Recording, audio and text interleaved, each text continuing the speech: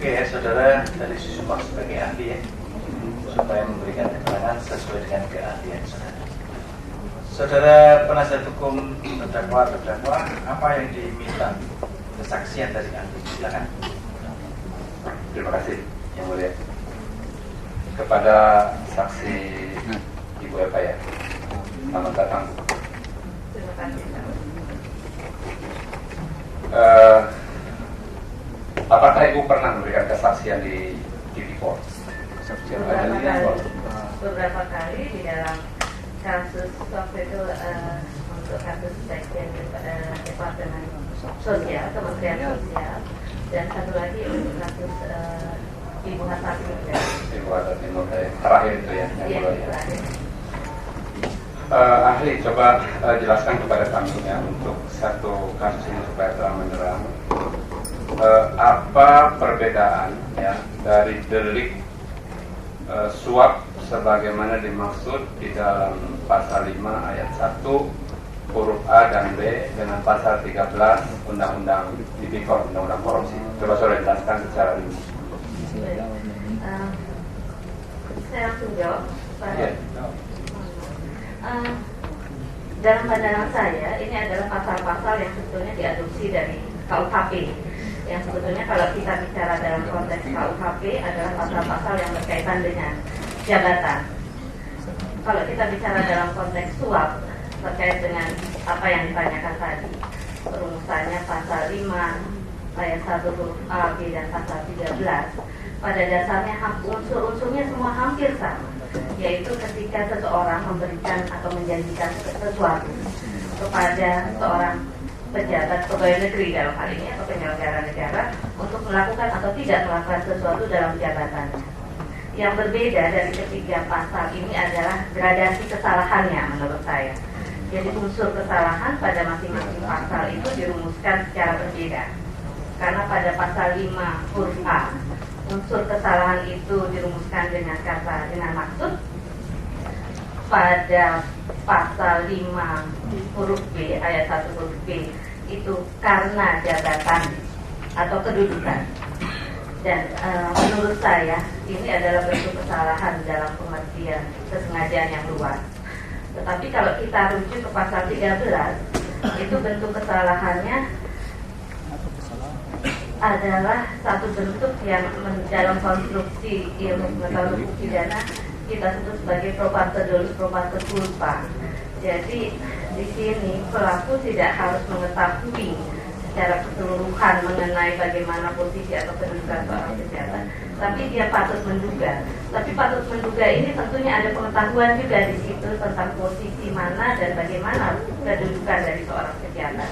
Jadi ada satu besaran pengetahuan yang tentunya berbeda antara ketiga unsur delik itu.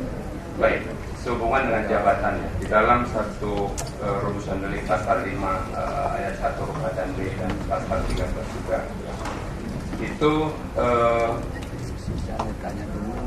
mengenai kekuasaan atau wewenang yang melekat pada jabatan atau kedudukan ya. Yang saya ingin tanyakan kepada ahli kan, apa yang dimaksud dari unsur jabatannya baik sesuai dengan pasal 5 ayat 1A, B, dan pasal 13. Seperti yang saya sampaikan tadi, karena ini pasal-pasal yang berkaitan dengan kegiatan dalam jabatan. Kenapa demikian? Karena rumusan di dalam karena filosofi dasar pembentukan pasal-pasal sebetulnya adalah pasal manakala seseorang memberikan atau menyuap seorang pejabat. Jadi di sini di dalam konteks hukum pidana ada yang disebut sebagai penyertaan mutlak perlu. Satu perbuatan atau satu tindak pidana yang tidak bisa dilakukan oleh satu pihak saja, tetapi ada dua pihak yang sama-sama aktif melakukan satu perbuatan. Dalam mungkin saya bisa berikan gambaran yang sederhana pada contoh-contoh lain, misalnya dalam pasal-pasal tentang penadahan atau pasal tentang atau tindak pidana dalam bentuk perzinahan di dalam KUHP ini delik umum, di mana perzinahan itu tidak bisa dilakukan oleh satu orang karena harus ada kawan zinahnya. dan dua-duanya sama-sama aktif untuk mewujudkan delik, yaitu delik perzinahan. Pada penadahan, orang ini harus tahu bahwa seseorang mendapatkan satu barang dari hasil kejahatan dan dia menerima itu sebagai hadiah, hibah atau untuk dibelinya. Nah, tentunya di sini ada dua perbuatan yang aktif, yaitu orang yang menawarkan barang dan orang yang kemudian menadah barang itu. Begitu juga pada suap. Ada dua pihak yang secara aktif di sini. Ada orang yang memberi suap dan ada yang menerima suap. Nah, dalam konteks pasal 5 ayat 1 huruf A, B, dan pasal 13 memang ditujukan kepada mereka yang dalam posisi sebagai pemberi. Tetapi tidak berarti bahwa kemudian delik ini menjadi sempurna dengan pasal ini. Karena apa? Karena unsur pejabat yang menerima itu dalam kapasitas jabatannya itu menjadi unsur yang menentukan untuk kita mengatakan bahwa satu delik menjadi sempurna. Nah, kalau pertanyaannya tadi ini dikaitkan dengan pasal-pasal dalam hal ini, memang kaitannya kalau dengan pejabat ini kaitannya dengan pasal 6 misalnya di dalam undang-undang yang sama. Itu adalah pejabat yang dalam kapasitas dia, orang ini memegang satu jabatan tertentu. Jabatan tertentu yang tentunya atas jabatan itu melekat satu tugas dan kewajiban. Saya kira di dalam ketentuan mengenai aparatur negara, dalam hal ini pegawai negeri atau penyelenggara negara, itu tentunya satu jabatan didasarkan pada satu aturan perundang-undangan dalam kapasitas apa, kewenangan dan kebijakan yang bisa dia ambil terkait dengan jabatan. Tentunya harus melekat itu. Sehubungan dengan kata jabatan atau kedudukan, ya, apakah seorang yang punya jabatan satu partai lah, ya kan, jabatan satu partai yang tertinggi, bisa nggak bahwa diterapkan di dalam pasal 5 ayat 1A dan B dan pasal 13? Karena kan di dalam pasal 5 ayat 1 itu disebutkan dengan tegas bahwa itu ditujukan kepada pegawai negeri atau penyelenggara negara, ya kan? Apakah itu bisa nggak diterapkan? Saya khawatir kalau unsur ini diterjemahkan sebagai seorang pimpinan partai, sebagai pegawai negeri atau penyelenggara negara, ini menjadi interpretasi yang terlalu luas. Kalau interpretasi yang terlalu luas, ini kaitannya dengan satu interpretasi analogi yang terlarang di dalam hukum pidana. Gitu. Kenapa analogi?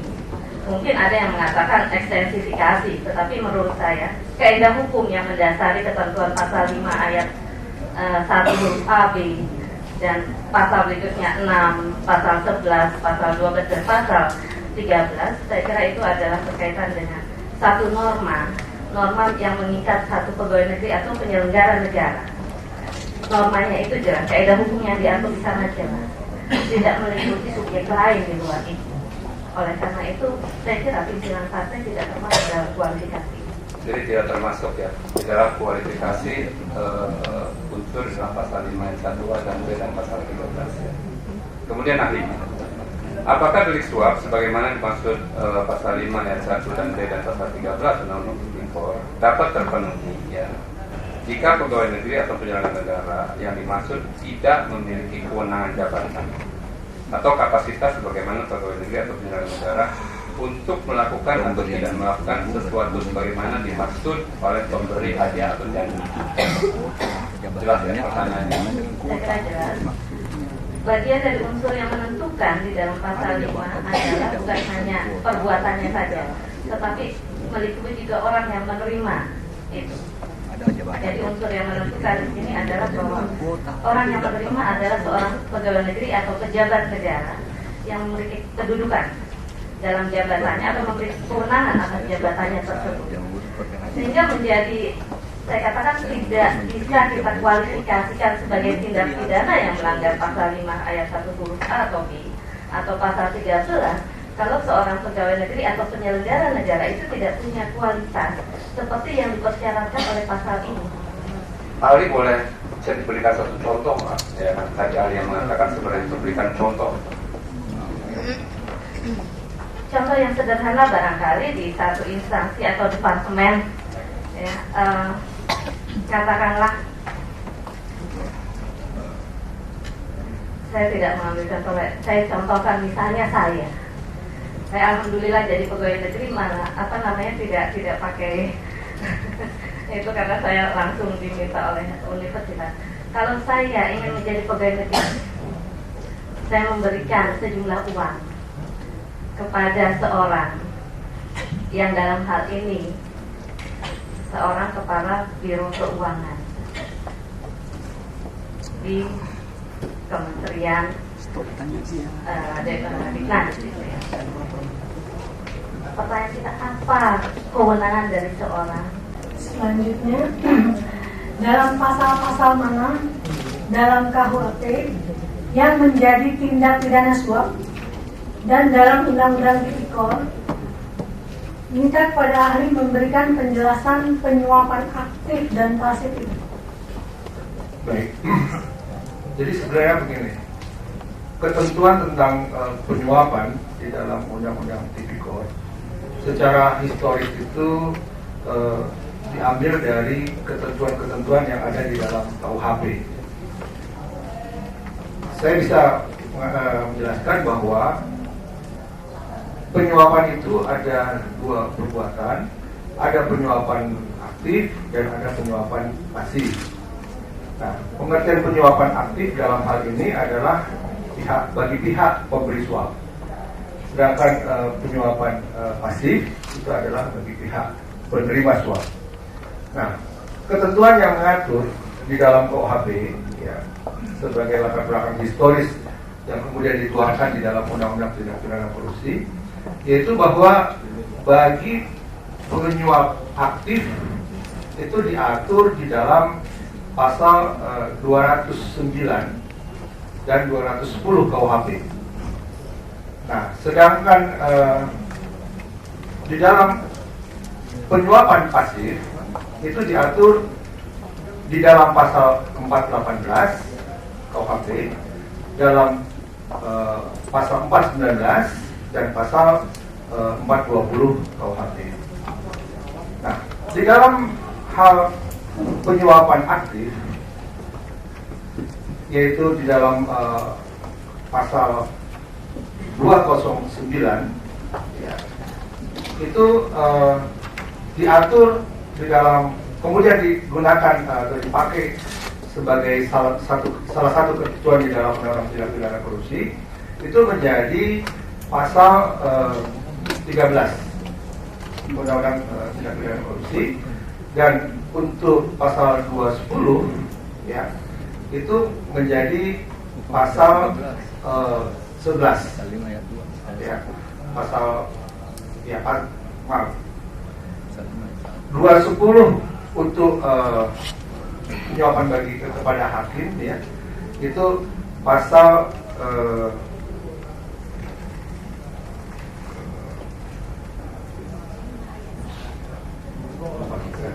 saudara boleh buka ya, mudah tentuan melupakan, bisa saja orang lupa ya, silakan.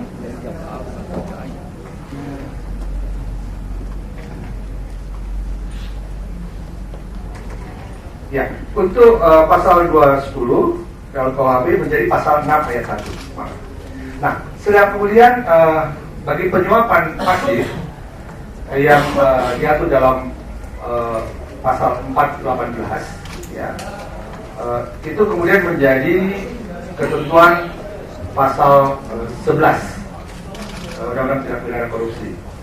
Kemudian pasal 419 KUHP itu menjadi pasal 5 ayat 2 KUHP.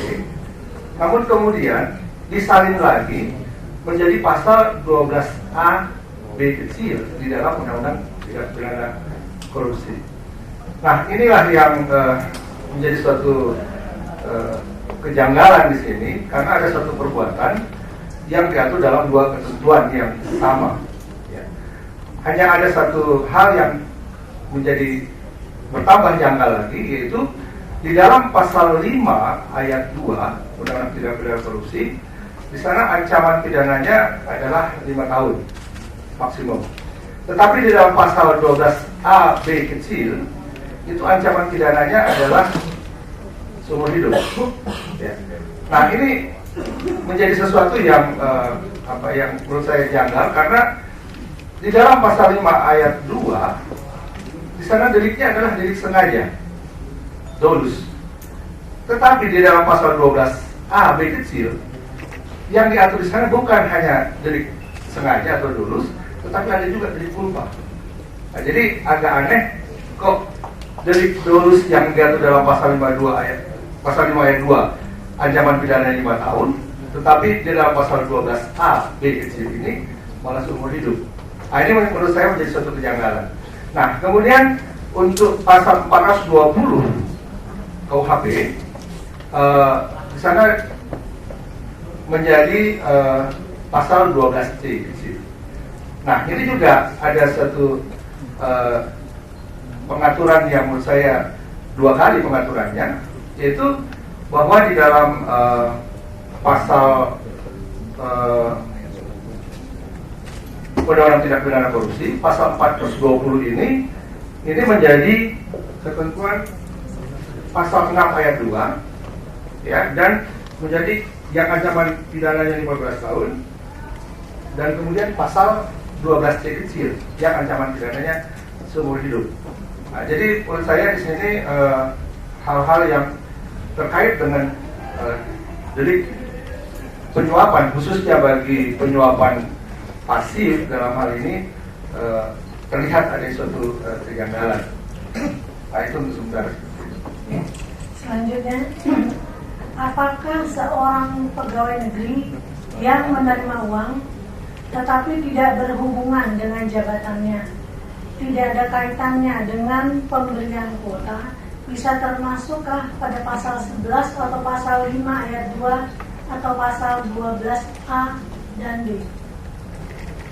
Saya ingin jelaskan terlebih dahulu mengenai keberadaan pasal 5 ayat 2, pasal 12AB, pasal 11. Ya. Jadi tadi saya katakan bahwa pasal 11 dalam Undang-Undang Tindak Pidana Korupsi itu berasal dari pasal 419. Iya, 418, di mana rumusan deliknya itu membuat beberapa bagian inti delik. Yang pertama yaitu ada penerimaan. Kemudian bagian inti delik yang kedua yaitu harus berhubungan dengan jabatannya. Ya, harus berhubungan dengan jabatannya. Itu kalau kita melihat pasal 11.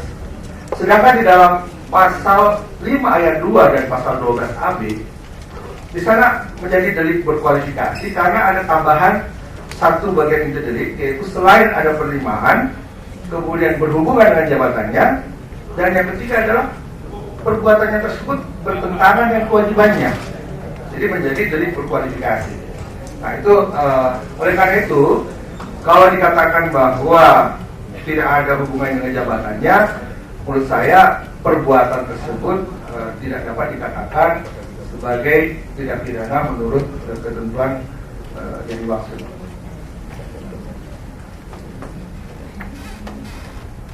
Selanjutnya, apa yang dimaksud dengan perbuatan persiapan melakukan tindak pidana? Ya, jadi di dalam hukum pidana memang dikenal istilah perbuatan persiapan. Namun dalam hal ini perbuatan persiapan itu belum dapat dipidana.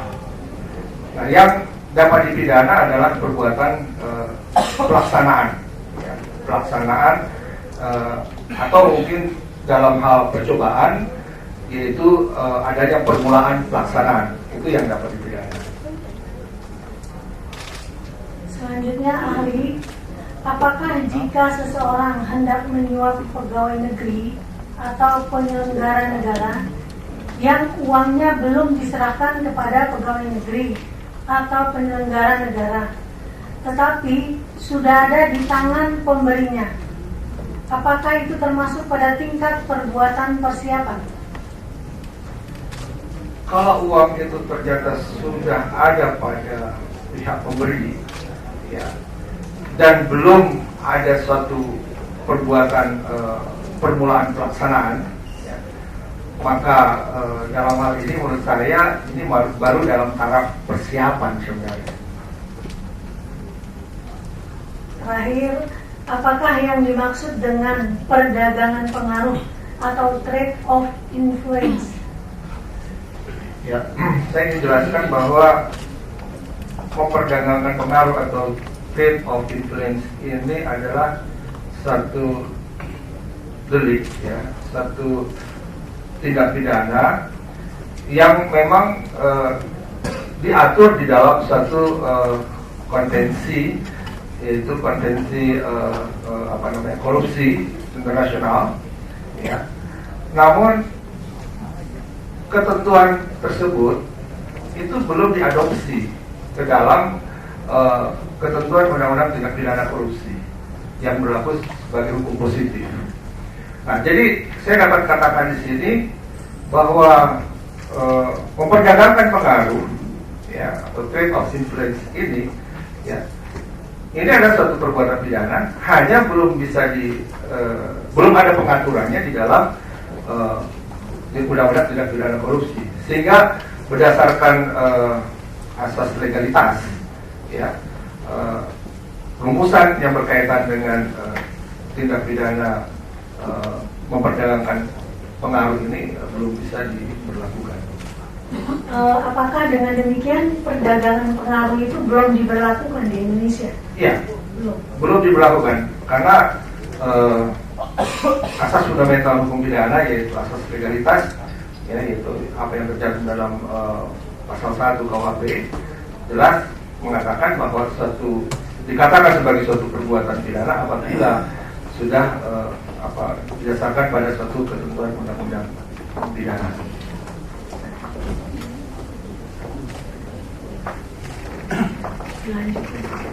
Terima kasih majelis. Saudara ahli, ya, di dalam pasal 5 itu kan dikatakan memberikan atau memberi janji pegawai negeri atau penyelenggara negara berbuat atau tidak berbuat sesuatu dalam jabatannya, dan terakhir bertentangan dengan kewajibannya. Ini bagaimana rumusan dalam delik ini antara dia sebagai penyelenggara negara, kemudian dalam jabatannya, dan bertentangan dengan kewajibannya? Rumusannya yang di dalam cara pembunuhan unsurnya itu gimana? Baik, jadi kalau berbicara soal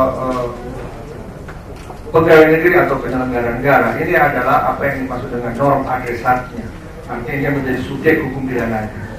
Jadi harus terlebih dahulu dilihat bahwa yang menerima ini sebagai subjek hukum pidana, dia harus memiliki kualifikasi sebagai pegawai negeri atau penyelenggara negara. Itu kalau kita berbicara dari sisi subjek atau sisi pelaku atau pembuat. Sedangkan dari sisi faith-nya atau perbuatannya, itu harus jelas di sana, harus ada penerimaan. Kemudian yang kedua, ada perbuatan sebagai bagian dari delik yang lain, itu dalam hal dia berbuat atau tidak berbuat sesuai dengan jabatannya atau yang berhubungan dengan jabatannya. Nah, sedangkan yang ketiga adalah bahwa karena penerimaan yang sesuai dengan atau yang berhubungan dengan jabatannya itu dia melakukan suatu perbuatan yang bertentangan dengan kewajibannya, barulah terpenuhi rumusan di dalam pasal 5 ayat 2 atau pasal 12 tadi. Nah, kalau salah satu bagian inti delik itu tidak terpenuhi, termasuk dari sisi subjek hukum pidananya tidak terpenuhi, ya maka tidak bisa perbuatan itu dikategorikan sebagai perbuatan yang termasuk di dalam pasal 5 ayat 2 atau pasal 12 nanti. Jadi dalam arti kata bahwa jabatan ini sangat melekat di dalam unsur pasal ini. Iya. Harus sesuai dengan apa yang dijabatnya. Iya. Jadi ini menjadi satu nafas. Ya, jadi dikatakan jabatan itu misalnya apa? Ya, dalam hal ini adalah jabatan publik ya. Ya. Jabatan publik, bukan jabatan di pihak swasta Ya. bukan. Karena dalam hal seorang pegawai negeri atau penyelenggara negara itu menerima Misalnya sesuatu, kalau dia anggota DPR, iya. ya, jadi yang melekat di dalam jabatannya apa? Ya, kalau melekat dalam jabatan sebagai anggota DPR, ya dia punya kewenangan untuk membuat undang-undang. Ya, tugas utamanya, Ya. gitu loh. Jadi kalau seandainya seorang oknum anggota DPR ini ikut menentukan suatu proyek di suatu kementerian, menurut saya tidak ada hubungan dengan jabatannya. Ya, jadi jabatan ada hubungannya dengan kewajibannya, harus erat hubungannya Itu menjadi satu atau sinkron gitu. harus sinkron, yang jadi satu nafas begitu ya. Jadi satu, ada penerimaan, dua, berhubungan dengan jabatannya, dan karena jabatan inilah dia melakukan perbuatan yang bertentangan dengan kewajibannya. Gitu loh. Dalam kaitan dengan jabatan ini yang dia, sehingga dia melakukan suatu perbuatan yang bertentangan dengan kewajibannya. Jadi harus jabatan itu sama dengan yang dia kanu itu kewajibannya. Iya. Jadi tidak boleh misalnya saya anggota DPR, Iya. ya, kemudian saya berbuat untuk yang lainnya. Iya. Jadi saya kira kan tugas DPR jelas, dia membuat undang-undang, dia melakukan pengawasan, ya. Tapi kalau misalnya dia melakukan suatu perbuatan di luar dari kewenangan itu, berarti tidak berhubungan dengan jabatannya. Apa itu bertentangan dengan kewajibannya? Dan Dengan diatur oleh undang-undang, Iya. maksud pasal ini. Iya. Apakah- Dengan sendirinya dia tidak akan terkait dengan perbuatan bertentangan kewajibannya. Ya, misalnya saya anggota DPR, ada undang-undangnya, ya, bahwa saya harus demikian, harus demikian, sesuai dengan undang-undang, beberapa undang-undang Iya. yang mengatur ini hak dan kewajiban sebagai seorang anggota DPR. Iya. Itu dalam jabatannya. Iya. Jadi harus melekat jabatan dengan Perbuatan. kewajiban perbuatannya ini, Yang bertentangan kewajibannya dengan bertentangan harus melekat. harus melekat. Iya. Tidak bisa dipisahkan gitu. Kalau jabatan tersendiri kewajibannya dengan undang-undang lain, jabatannya yang lain. Oh, tidak bisa. Itu menjadi satu kesatuan itu dalam satu rumusan pasal. Jadi misalnya kalau menteri, Iya. Menteri-menteri yang melakukan perbuatan yang bertentangan dengan kewajiban sebagai seorang menteri. DPR, Iya. tidak bisa gitu melalui dan sebagainya. Kalau saya tidak bisa, karena rumusan undang-undang mengatakan seperti itu. Tidak bisa melalui, Tidak ada kata-kata melalui di situ. ya, Iya. nggak ada. Nggak ada. Mempengaruhi seperti tadi sudah dijelaskan. Kalau itu satu delik tersendiri, perbuatan pidana yang tersendiri. Ya, jadi bukan kategori suap, karena rumusan suap jelas di dalam pasal 5 ayat 2 maupun di dalam pasal 12 AB kecil.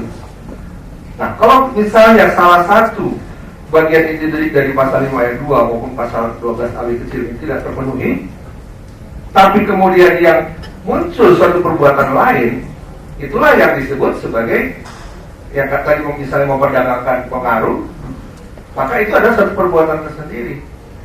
Hanya yang jadi masalah, ini belum diatur di dalam hukum positif kita. Tapi bisa diterapkan nggak di dalam pasal 5? Tidak bisa. Baik, Tidak dengan bisa. 1 dan 2, Tidak bisa. Tidak bisa. melalui pengaruh gitu. Tidak bisa. Saya seorang anggota DPR. Tidak bisa menurut saya, karena itu deliknya berbeda. Menterinya adalah partaiku. Aku pengaruhi dia. Kau bantu aku lah. Iya. Gimana? Perbuatannya berbeda. Berbeda perbuatannya. Tidak bisa dikategorikan sebagai memenuhi unsur dari pasal 5 ini. Tidak. Tidak bisa. Tidak bisa. Nah, sekarang kalau saya sebagai anggota DPR aja, ya, kemudian ada Bambang nih, yang jalan, kemudian bapak ada hubungan, kemudian Bambang nerima duit, ya, mengatasnamakan saya, atau bolehlah saya ada bersama. Masuk nggak kategori pasal 5 ini? Kalau Bambang terima duit, Kalau untuk misalnya, kepentingan saya, misalnya untuk kepentingan saya. nah, Jadi harus dilihat terlebih dahulu di sini, ya, kepentingan apa yang akan dikerjakan. Ya. Apakah kepentingan itu berhubungan dengan jabatannya atau tidak? Kalau ternyata ada satu kepentingan yang tidak berhubungan dengan jabatannya, ya, maka perbuatan ini bukan Ya, jabatan saya anggota DPR. Nah, artinya jabatan sebagai Komisi 3 iya. gitu. Tetapi dalam kapasitas sebagai anggota DPR ini melakukan sesuatu perbuatan di luar dari tugas dan fungsinya sebagai anggota DPR. Ya. Kalau seandainya ternyata yang dilakukan adalah suatu perbuatan di luar dari tugas dan dan kewenangannya sebagai anggota DPR, menurut saya itu bukan suap. Bukan, jadi yang udah terima duit nih. Mereka kasih duit. Itu yang dikatakan tadi, trade of influence. Jadi memperdagangkan pengaruh sebagai anggota DPR untuk kepentingan di luar dari urusan DPR. Jadi dalam arti kata, kalau seandainya pun ada, duit itu harus langsung ke saya sebagai anggota DPR, baru ada rumusan delik ininya. Kalau suap, ya, hanya akan terjadi apabila perbuatan tersebut dikaitkan dengan jabatannya, yang berhubungan dengan jabatannya. Nah, apa jabatannya misalnya? Ya, sebagai anggota DPR, kepentingannya atau tugas kewenangannya tadi saya katakan membuat undang-undang, kemudian melakukan pengawasan, ya. Nah, kalau kemudian karena uang yang sudah diterima ini, ya, ternyata tidak melaksanakan tugas sebagai anggota DPR, maka ini nanti akan menjadi bertentangan dengan kewajibannya. Barulah di situ terjadi suap. Jadi dalam hal ini tetap juga menyangkut mengenai jabatan dan bertentangan dengan kewajibannya. Harus menjadi satu nafas.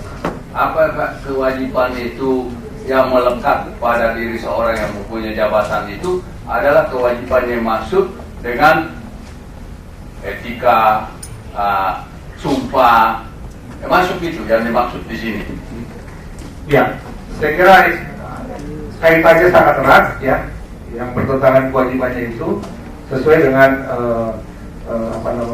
baik ketentuan hukum yang melekat pada diri seseorang yang mempunyai jabatan atau berhubungan dengan kewenangan itu, tidak ya, menerima sesuatu, iya, apa semua, termasuk itu. Termasuk itu kewajiban dia. Iya. Jadi kalau dia terima, udah salah. Kalau dia terima kemudian dia melakukan suatu perbuatan yang bertentangan dengan sumpahnya, ya, berhubungan dengan jabatannya, kena suap. Jadi harus dengan jabatannya ini. Harus berhubungan dengan jabatannya. Misalnya saya di Banggar, Iya. saya terima untuk meloloskan Banggar proyek apa nih, untuk uang apa nih, proyek, salah satu proyek. Karena Iya. saya di Banggar, Iya.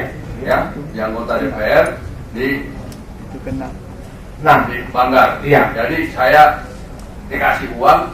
Nah, ini bertentangan kewajiban ini karena jabatan berhubungan dengan jabatannya. Dengan materi ininya. Iya. Pokok persoalannya bahwa saya itu saya golkan. Iya. Banggar ada yang kasih duit untuk golkan satu proyeknya. Betul. Jadi Kalau harus tidak ada berhubungan proyeknya jabatannya. di DPR ini, Berarti salah satu bagian itu delik tidak terpenuhi, yaitu tidak berhubungan dengan jabatan. saya terima duitnya. Iya. Kan hanya satu objek, satu bagian itu delik saja penerimaan itu. Iya. Ya. Sedangkan dalam satu tindak pidana, menurut Profesor Simons harus mencocoki rumusan delik. Jadi semuanya harus terpenuhi. Ya. Jadi kalau saya terima sebagai anggota DPR, saya janji mau kasih ini yuk, tidak mana di jabatan saya bisa nggak? Kembali lagi saya katakan tadi bahwa ini harus berhubungan dengan jabatannya. Terima kasih mungkin Pak Bambang.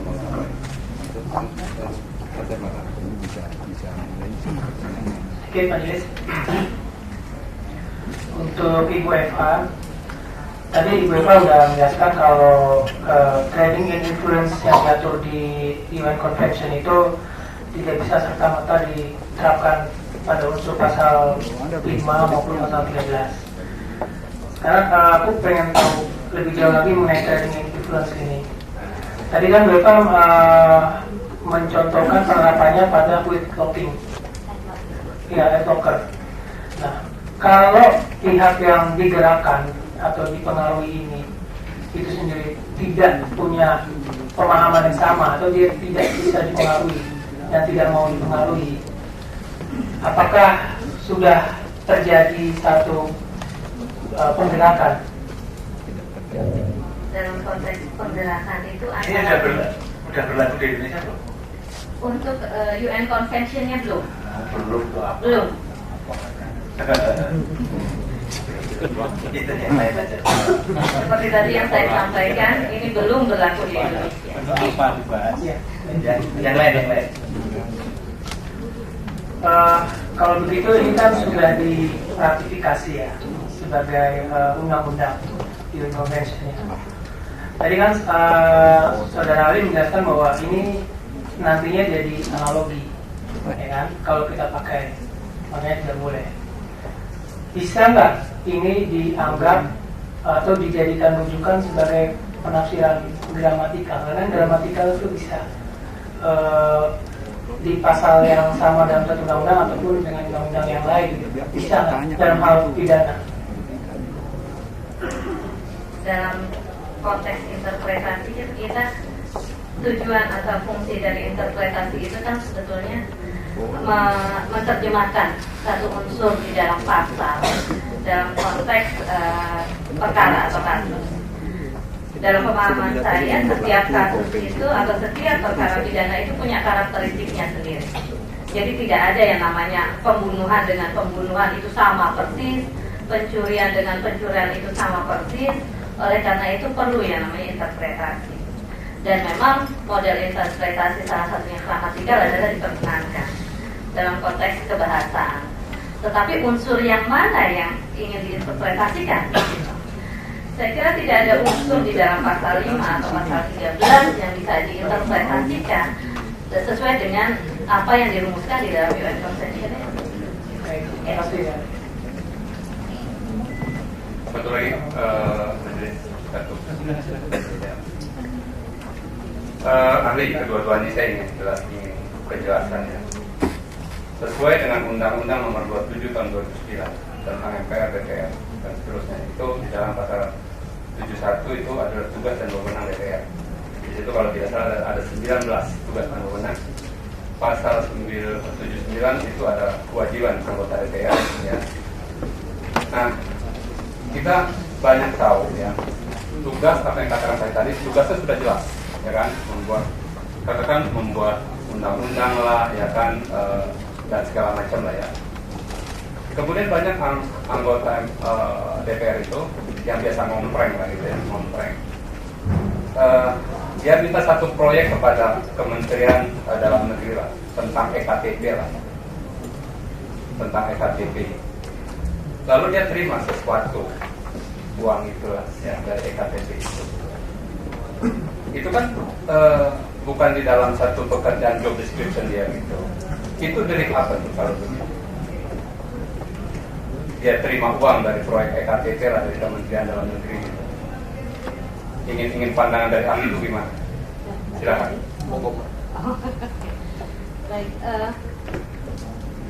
Baik, kalau saya melihat mungkin konstruksi kasusnya bisa saya jabarkan seperti ini. Katakanlah ada satu perusahaan X yang menginginkan satu proyek di Kementerian Y. Dia meminta si A, anggota DPR, untuk memfasilitasi dia berhubungan antara X dan Y. Pertanyaannya adalah apakah kemudian bisa dikatakan bahwa dia menerima imbalan sesuatu dari perusahaan X atas jasanya untuk sebagai perusahaan. Saya kira kalau dikatakan ini adalah satu bentuk suap, bisa. Tetapi dalam kapasitas ini bukan dalam kerangka dia sebagai anggota DPR, tetapi di sini benar-benar dia sebagai pribadi. Dalam konteks yang tadi saya katakan adalah ini sebagai alat dari yang namanya seorang pelaku, ya, peserta delik kepada peserta delik yang lain. Jadi dia memang di sini tidak lain atau tidak bukan adalah perpanjangan tangan dari si pemberi suap untuk mengantarkan bingkisannya kepada si penerima suap atau sebaliknya. Oleh karena itu, di sini kita tidak bisa mengatakan dia sebagai pribadi yang anggota DPR, tetapi dia sebagai pribadi. Dalam hal ini pribadinya adalah sebagai peserta darinya.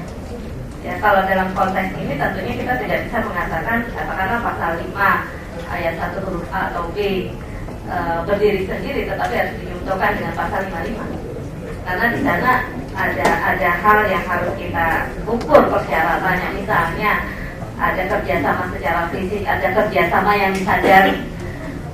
Kalau si X ini tahu betul bahwa yang dilakukan adalah untuk memfasilitasi dalam rangka penyuapan, dia harus tahu betul ini ada penyuapan. Tidak sekedar bahwa tolong kamu berikan ini sebagai hadiah, katakanlah seperti itu. Artinya dia harus tahu bahwa perbuatan yang dilakukan adalah untuk mewujudkan. Jadi harus jelas. Harus jelas syarat itu, karena syarat itu harus terpenuhi. Ya, jadi kalau tadi saya katakan bahwa dalam delik suap itu kan ada penyuapan aktif dan penyuapan pasif. Ya. Nah, kemudian saya juga sudah jelaskan bahwa subjek bagi penerima pasif, penyuapan pasif adalah pegawai negeri atau penyelenggara negara.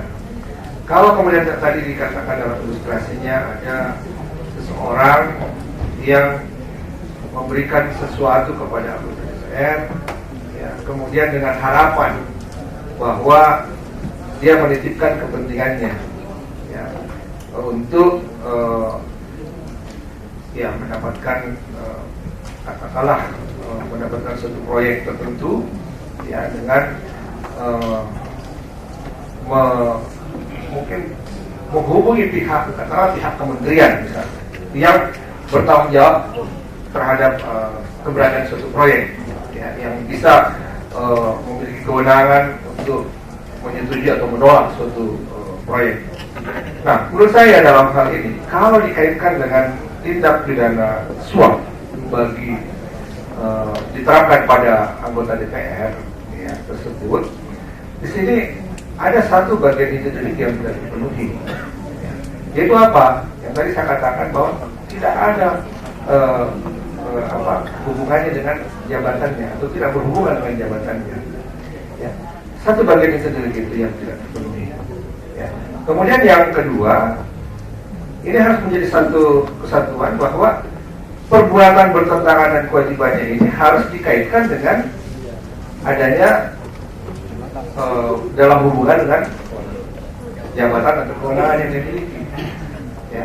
Nah, jadi kembali lagi tadi saya katakan bahwa untuk penerapan tindak pidana suap dalam hal ini menurut saya tidak terpenuhi.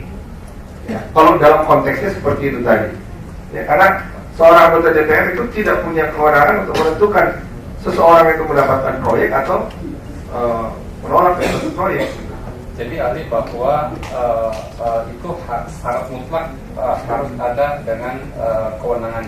Harus mutlak. Iya, syarat mutlak, karena itu disebutkan secara tegas, ya, berhubungan dengan jabatannya. Gitu. Itu menjadi satu bagian inti delik tersendiri yang kemudian dikaitkan dengan bagian inti delik yang lain, yaitu bahwa perbuatan tersebut bertentangan dengan kewajibannya. Karena ada hubungan dengan jabatan ini, maka dirangkaikan dengan perbuatan tersebut bertentangan dengan kewajibannya. Itu kalau dalam konteks pasal 5 ayat 2 atau pasal 12. Kalau tadi kata ayat 1, kalau diterapkan dengan pasal 55 itu bagaimana?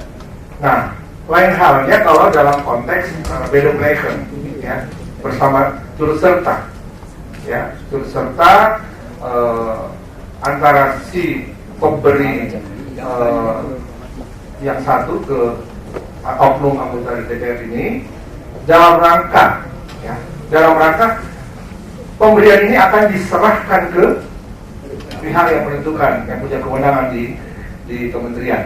Kalau dalam hal ini menurut saya bisa terjadi benevolent, karena di sana memang sudah terjadi adanya double offset, ya, dua sengaja di situ. Yang pertama adalah sengaja melakukan kejahatan, dan yang kedua adalah sengaja bekerja sama melakukan kejahatan. Nah, jadi harus jelas kerjasamanya nih antara katakanlah pihak swasta satu dengan anggota DPR ini.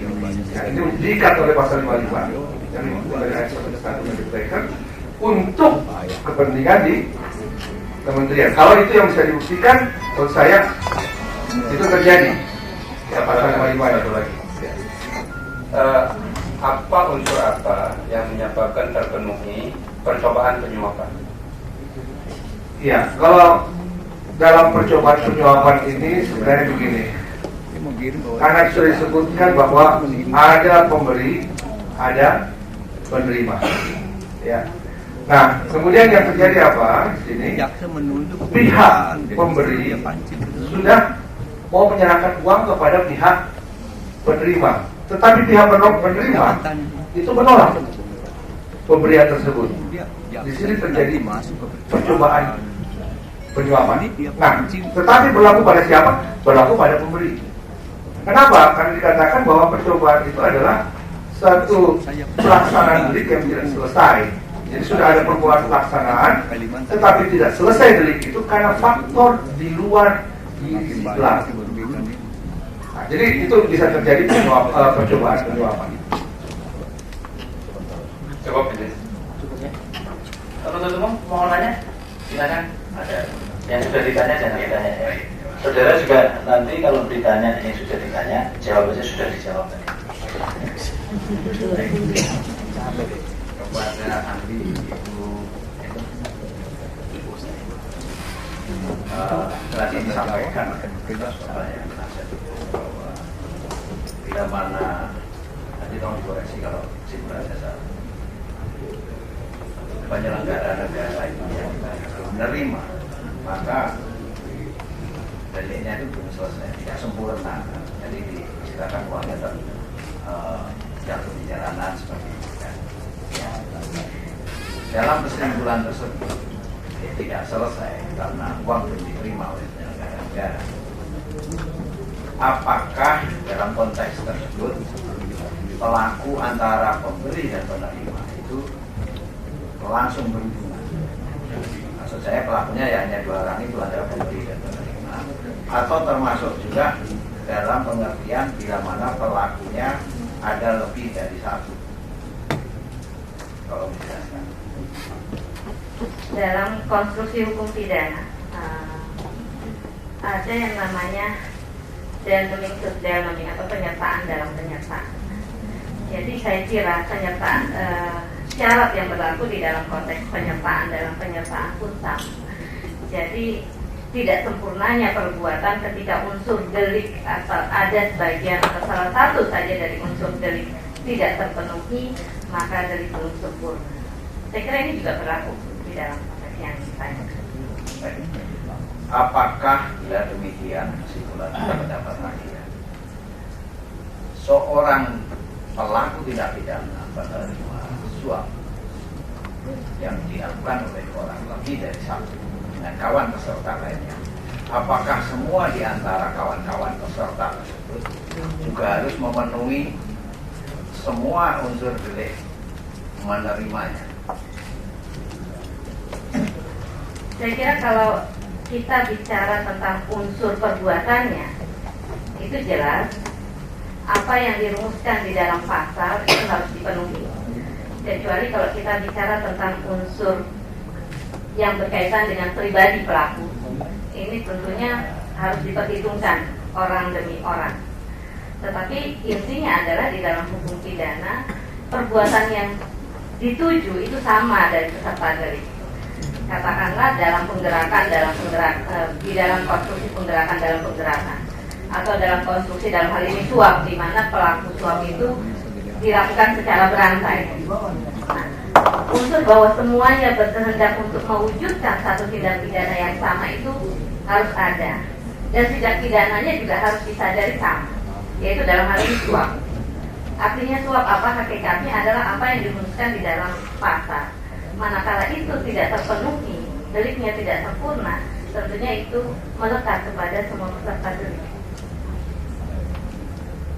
Baik, terima kasih. Apakah saksi juga terkait dengan denuming tadi ya? Ada mengetahui tidak adanya suatu jurisprudensi di mana bila mana pelaku sudah bekerja kerjasamanya itu sedemikian erat, mana di sana dikatakan tidak menjadi soal siapa sebenarnya di antara kawan serta tersebut yang menyelesaikan perbuatan budaya. Pernah mendengar seperti itu? Iya. Betul. Kemudian kepada Bapak Ali disinggung tentang unsur dari berbuat dan tidak berbuat, yang kaitan dengan disinggung juga tentang kedudukan. Apa yang dimaksud dia berbuat atau tidak berbuat sesuatu dalam jabatan, bisa diberikan contohnya? Berbuat sesuatu dalam jabatannya atau tidak berbuat sesuatu dalam jabatannya, itu yang seperti apa? Tadi saya sudah sampaikan bahwa bagian inti delik di dalam rumusan pasal tentang suap ini kan jelas bahwa ada penerimaan, kemudian berhubungan dengan jabatannya, ya, terkait dengan perbuatan berbuat atau tidak berbuat. Tapi yang ketiga di sini adalah bahwa perbuatan tersebut bertentangan dengan kewajibannya. Nah, sekarang bagaimana gambaran misalnya mengenai berbuat dengan tidak berbuat tersebut? Nah, ini saya harus kaitkan dengan berbuat dengan tidak berbuat dalam jabatannya, tetapi dengan tidak bisa dipisahkan bahwa berbuat atau tidak berbuat ini berkaitan dengan perbuatan yang bertentangan dengan kewajibannya. Nah, saya bisa berikan contoh misalnya seorang jaksa seharusnya, ya, dia menahan terdakwa misalnya, atau menahan seorang tersangka, ya. Tetapi, ya, ini seharusnya menahan seorang tersangka. Tetapi karena suatu pertimbangan tertentu, ya, karena mungkin menerima sejumlah hadiah atau janji, ya, dia tidak menahan, ya, dia tidak menahan. Artinya apa? Bahwa dengan tidak menahannya ini bertentangan dengan kewajibannya, ya. Nah, sebaliknya, kalau dikatakan itu berarti dia adalah tidak berbuat, ya. Nah, bagaimana kalau yang berbuat, ya, berbuat dalam hal ini adalah tindakan aktifnya? Seharusnya seseorang tersangka itu tidak ditahan, tetapi karena ada kepentingan pihak lain kemudian memberikan sejumlah uang kepada si jaksa itu, dia menahan si tersangka tersebut. Dan perbuatan menahan ini bertentangan dengan kewajibannya. Nah, ini yang saya maksud tadi mengenai rangkaian antara berhubungan dengan jabatannya dan perbuatan tersebut bertentangan dengan kewajibannya. Antara jabatan dan kedudukan yang sempat disinggung dalam trading ini duluan. Kalau pemahaman ahli, antara jabatan dan kedudukan itu bagaimana hubungannya? Apakah luas jabatannya atau jabatan bagian dari kedudukan atau kedudukan bagian dari jabatan? Ya, jadi kalau mengenai jabatan, jelas dalam hal ini adalah jabatan yang terkait dengan hukum publik, ya. Sedangkan kalau dalam kedudukan ini menjadi sesuatu yang tidak jelas di sini, ya, tidak jelas karena dalam hal tertentu, katakanlah seorang kepala bank dari BUMN, ya, tentunya dilihatnya bukan sebagai jabatan tetapi sebagai kedudukan sebagai kepala bank, ya. Karena kalau dikatakan dia sebagai pejabat publik juga tidak, gitu, ya. Nah, itu yang saya maksud mengenai kedudukan tadi.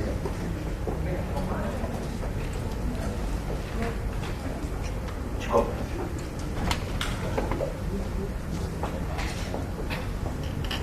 Masih ada cukup, ya? Cukup. sudah berarti silakan apa dah? Oke, dengan demikian sudah cukup majelis mengucapkan terima kasih. Terima kasih yang mulia.